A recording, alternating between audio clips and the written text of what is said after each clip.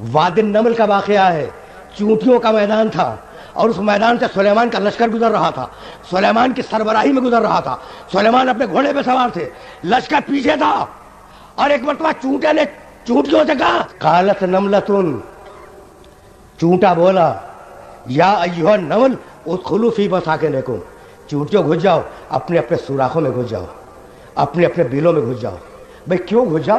لا یحطمنکم سلیمان وجنودہ، کہیں ایسا نہ ہو کہ سلیمان اور سلیمان کا لشکر تمہیں کچلتا ہوا اور رونتا ہوا گزر جائے۔ اپنے اپنے سوراخوں میں جاؤ، کہیں ایسا نہ ہو کہ سلیمان، بھئی توجہ رہے، سلیمان اور ان کا لشکر تمہیں کچلتا ہوا گزر جائے۔ وَهُمْ لَا يَشْعُرُونَ، اور انہیں شعور بھی نہ ہو۔ کتنا ذلیل کیا ہے انسان کو،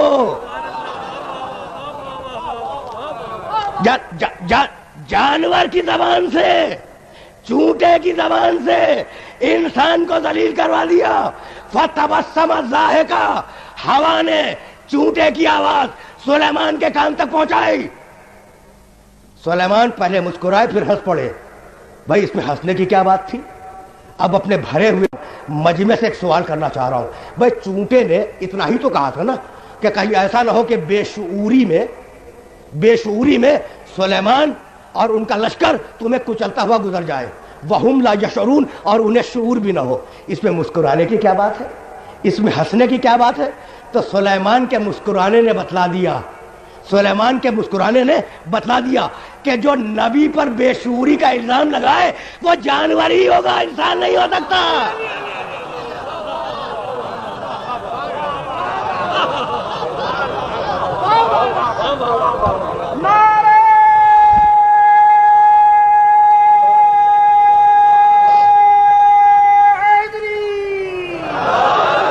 میں بہت تیزی سے گزر رہا ہوں تو پوری توجہ درکار ہے۔ یا ایھا النمل ادخلوا فی مساکنکم، جاؤ چونٹیوں اپنے اپنے بلوں میں جاؤ۔ فتبسم ضاحکا، سلیمان مسکرائے۔ اب یہاں تک تو تھا قرآن، اور اب تاریخ انبیاء۔ میرا کون سا ایسا سننے والا ہے جس کے ذہن میں یہ واقعہ محفوظ نہ ہو؟ ایک مرتبہ سلیمان نے ہوا کو حکم دیا، ہوا سلیمان کے قابو میں ہے نا، کہ ذرا چونٹے کو اٹھا دو نا۔ اب چونٹا ہے، چونٹا ہوا نے اڑایا، سلیمان نے ہتھیلی پھیلائی، دست نبوت پہ آ گیا۔ کہا کیا کہہ رہا تھا؟ اب یہ ہے تاریخ انبیاء۔ کہا کیا کہہ رہا تھا؟ کہا یا نبی اللہ، یا نبی اللہ، یہ جو آپ کے ساتھی ہیں نا، یہ ان کے لیے کہا۔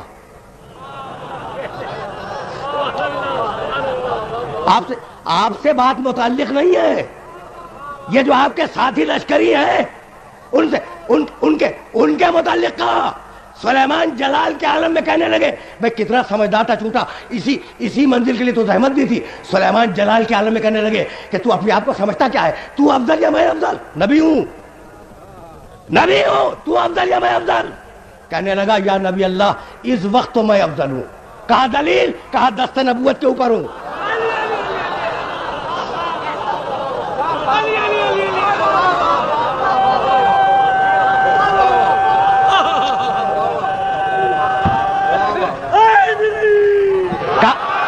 کہا دلیل؟